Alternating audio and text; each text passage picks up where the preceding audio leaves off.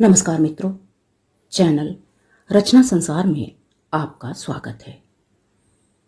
आज मैं आप लोगों के लिए लेकर आई हूं अपनी लिखी कहानी दायरे अपनों के। दोस्तों, अपने तो अपने ही होते हैं, पर कई बार कुछ दूसरे इतने अपने हो जाते हैं कि अपनों के दायरे में अनायास ही शामिल हो जाते हैं। इतना ही नहीं, कई बार तो ये दिल के इतने करीब होते हैं कि अपनों से मिले जख्मों पर मरहम का सा काम करते हैं। रिश्तों के कुछ ऐसे ही धागों से बुनी हुई है मेरी यह कहानी। तो आइए सुनते हैं कहानी दायरे अपनों के।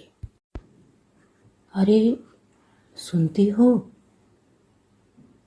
बड़े ही मध्यम स्वर में आवाज दी रवि बाबू ने पास ही सो रही पत्नी शीला को।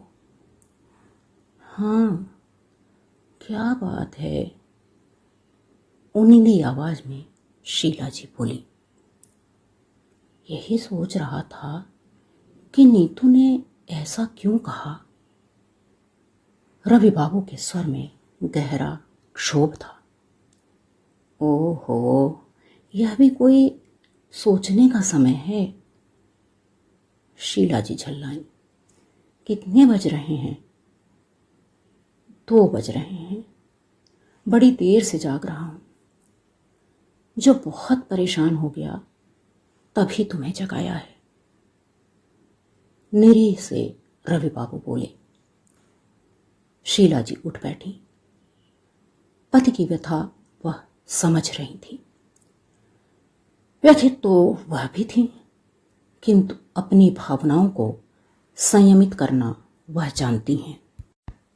रात लगभग 11 बजे रवि बाबू के छोटे बेटे बहू का फोन आया था। उस वक्त पति पत्नी दोनों सो रहे थे। रवि बाबू ने उठाया था फोन। शीला जी तो थोड़ा खींची भी थी। इन लोगों को तनिक भी ख्याल नहीं रहता है कि इतनी रात में फोन ना किया करें। एक बार नींद टूट जाती है तो जल्दी आती नहीं है। पर रवि बाबू ने बड़ी खुशी से फोन पर बात शुरू की थी, किंतु यह सुनकर कि छोटा बेटा बहू और बच्चे होली में उनके पास नहीं आ रहे हैं, उनका मन बुझ गया था। और उस पर से पोती नीतू के शब्द। बाबा, मेरे सब फ्रेंड्स तो यहां हैं, मैं तो बोर हो जाती हूं वहां। आप लोग ही क्यों नहीं आ जाते यहां? रवि बाबू का जवाब सुने बिना ही आगे वह बोली थी। पर आप लोग यहां क्यों आएंगे?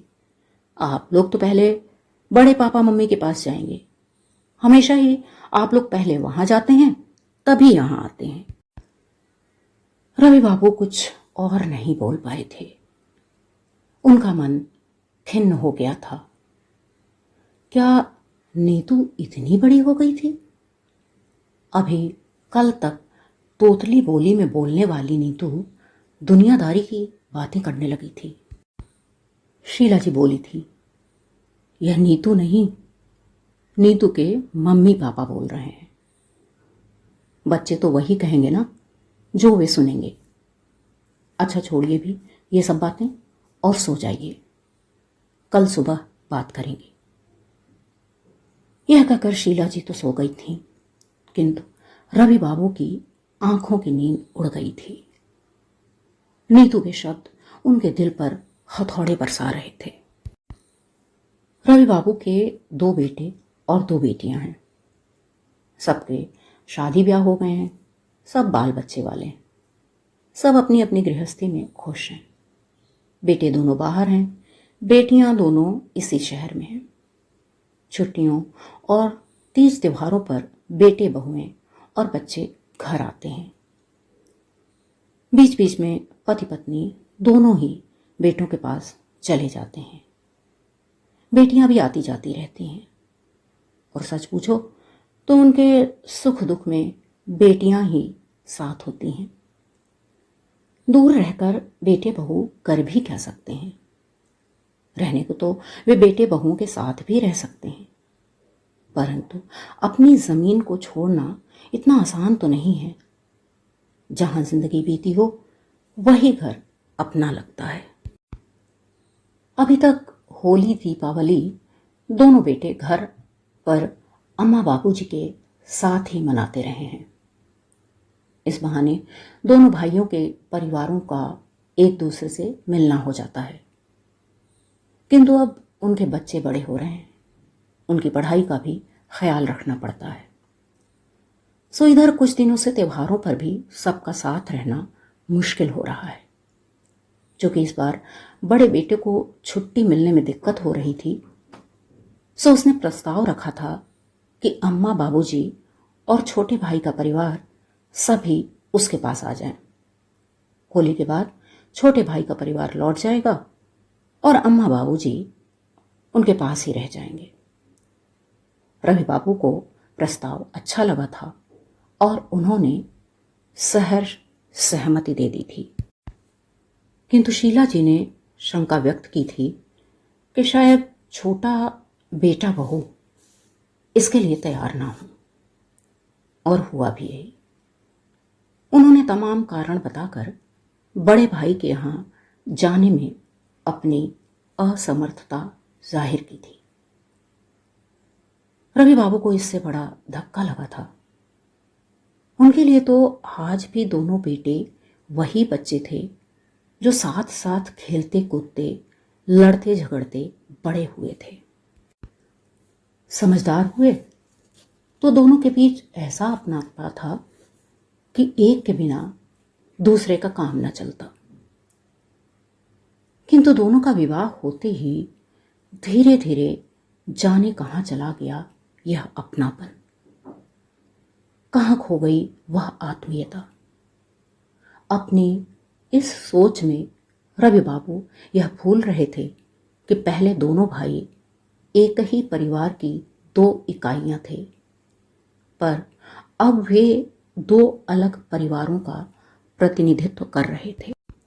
यह दो परिवारों के बीच का अहम ही तो था जो छोटा भाई बड़े भाई के घर जाकर पर्व की खुशियां नहीं मनाना चाह रहा था। हाँ, वह अम्मा बाबूजी के पास आने को तैयार था। सो रवि बाबू ने खुशी खुशी यह तय किया कि ठीक है, होली में छोटा बेटा आ जाए, उसके बाद वे बड़े बेटे के पास जाएंगे। और अब छोटे बेटे का इनकार, उस पर से नीतू की वे बातें, रवि बाबू का मन किसी भी तरह से शांत नहीं हो रहा था।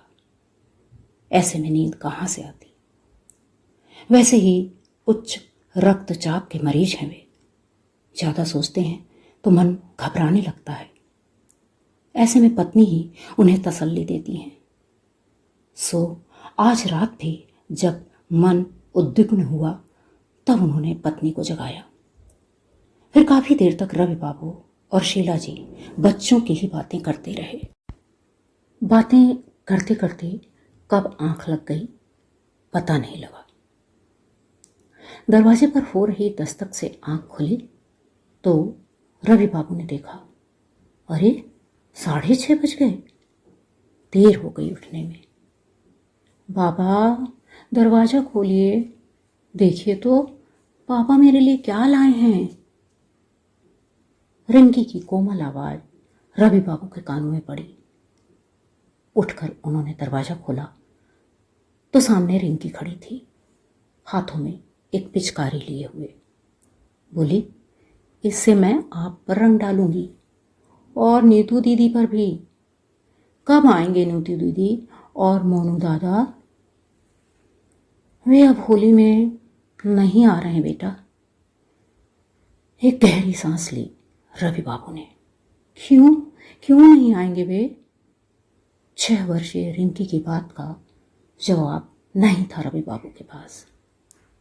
बात बदलते हुए वे बोले, चलो दूध ले आते हैं, चलोगी ना? हाँ हाँ चलूंगी चलूंगी, कहती रिंकी आंगन में आ गई और वहीं से आवाज दी, माँ मैं बाबा के साथ दूध लेने जा रही हूं। रिंकी यानी रवि बाबू के अपने मकान के ऊपर के हिस्से में किराएदार के रूप में रह रहे सौरभ की बेटी।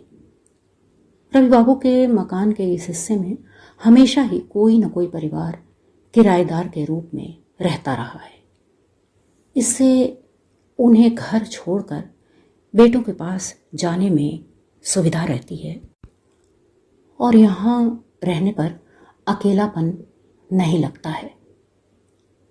अब तक जो लोग रहे हैं उन सभी से रवि बाबू के अच्छे संबंध रहे हैं, किंतु सौरभ जो पिछले 4 वर्षों से यहाँ रह रहे हैं, उनके परिवार से इतने आत्मीय संबंध बन गए हैं कि लोग यही कहते हैं कि सही अर्थों में तो सौरभ और उनकी पत्नी सुमन ही आपके असली बेटा बहू हैं। और यह सच भी है। अभी कुछ दिन पहले शीला जी बाथरूम में फिसलकर गिर पड़ी थी। पैर में काफी चोट आ गई थी, चलना एकदम मना था। तब सुमन ने ही तो की थी दिन रात उनकी सेवा। ठंडी सिकाई, गरम सिकाई, शीला जी को ब्रश कराना, उनके कपड़े बदलना, बाल बनाना, सभी तो करती थी सुमन। जब तक शीला जी पूरी तरह से ठीक नहीं हो गई थी, पति पत्नी दोनों का खाना नाश्ता सब सुमन ने बड़ी खुशी से किया था। बेटियां भी आती जाती थीं, जितना बन पड़ता था करती थी, पर उन्हें अपने घर भी तो देखने थे। बेटों ने बार बार आकर अम्मा को देख जाने की बात की थी, पर रवि बाबू ने दृढ़ता से मना कर दिया था। 1-2 दिन के लिए आकर वे कर ही क्या लेते। बहुएं घर छोड़कर आ नहीं सकती थीं।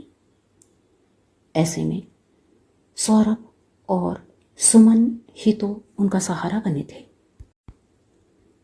रिंकी रवि बाबू की उंगली पकड़ उनके साथ दूध लेने के लिए चली तो बरबस ही रवि बाबू को नीतू की याद आ गई। नीतू भी तो जब छोटी थी ऐसे ही बाबा का हाथ पकड़े दूध लेने जाती थी। आज उसी नीतू को बाबा दादी के साथ की चाह ही नहीं रही। उनके पास आकर वह बोर होती है। रवि बाबू की आंखें नम हो आई थी। पोती नातियों में नीतू सबसे बड़ी थी, सो बाबा दादी का उससे विशेष लगाव होना स्वाभाविक था। अतः उसकी तरफ से भले ही अनजाने में, भोलेपन में जो ठेस रवि बाबू के मन को लगी थी, वह उन्हें बहुत पीड़ा दे रही थी।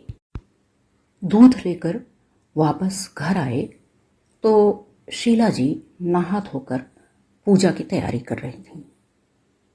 दूध रखने वे किचन में गए तो एक कोने में रखे थैले पर नजर गई। कल शाम ही तो काफी सामान ले आए हैं वे। दरअसल रवि बाबू में जीवन के हर पल को जी लेने का उत्साह सदैव ही रहा है। यही कारण है कि वे खुशी के हर छोटे बड़े मौके को बड़े उल्लास से मनाते हैं। सो जब यह हो गया कि छोटा बेटा परिवार सहित होली में यहाँ रहेगा तो उनका उत्साह दोगुना हो गया। इसीलिए इधर कई दिनों से वह थोड़ा थोड़ा सामान रोज ला रहे थे। एक साथ तो वे बहुत सामान ला भी नहीं सकते थे। स्पॉन्डिलाइटिस की एक्यूट समस्या से हाल ही में निजात पाई थी। आजकल फिर बढ़ी हुई है बीमारी।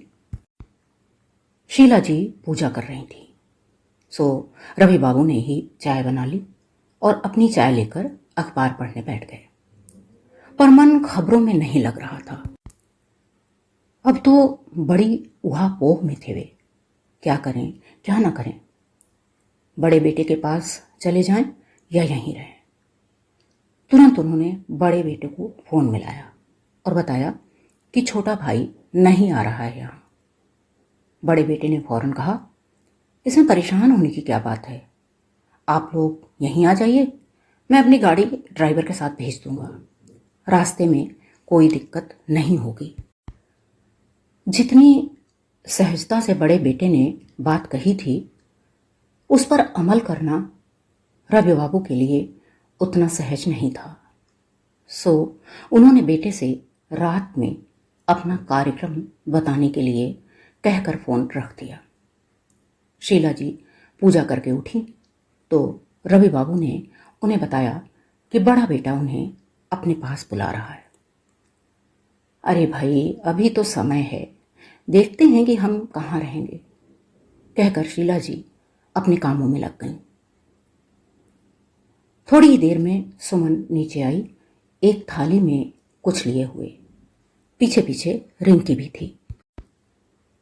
आओ भाई सुमन, नीतू लोग तो नहीं आ रहे हैं होली में, इतनी तैयारी व्यर्थ ही हुई।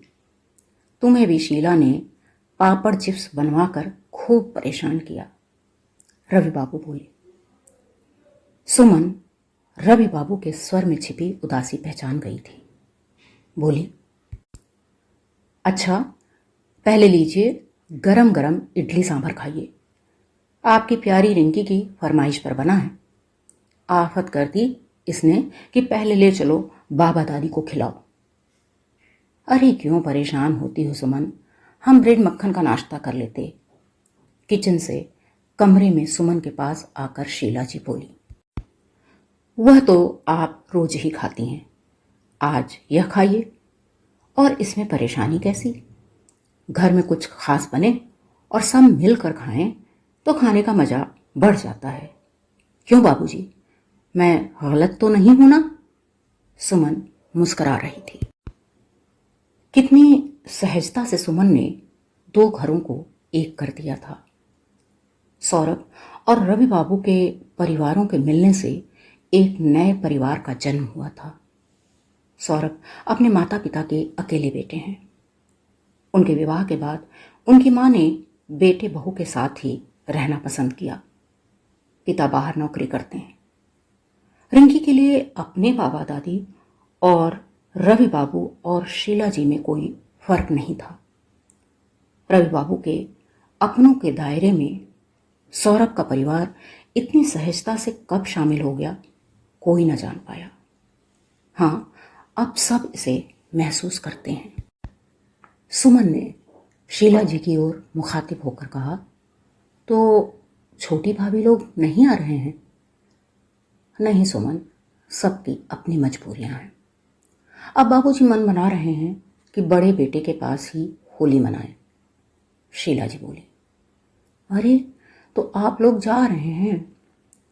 दुखी स्वर में चौंक कर सुमन ने पूछा। बाबा प्लीज आप मत जाइए, हमें यहाँ बहुत खराब लगेगा। दादी बाबा से कहिए ना कि वे यहीं रहें। रिंकी मचल रही थी। बाबूजी नीतू के बारे में सोच रहे थे। वह भी तो ऐसे ही जिद करती है उन्हें अपने घर रोकने के लिए। पर कल कितने तीखे स्वर में कहा था उसने, हाँ आप तो बड़े पापा के पास जाएंगे, यहां क्यों आएंगे? रवि बाबू का मन बेचैन हो उठा। दिन भर रवि बाबू बेहद परेशान रहे। अब वे यह नहीं समझ पा रहे थे कि बड़े बेटे के पास जाएं या नहीं। उधर शीला जी कभी अपने कामों में और कभी सुमन या रिंकी की दादी के साथ बातों में मगन थी, जैसे कहीं कुछ हुआ ही ना हो।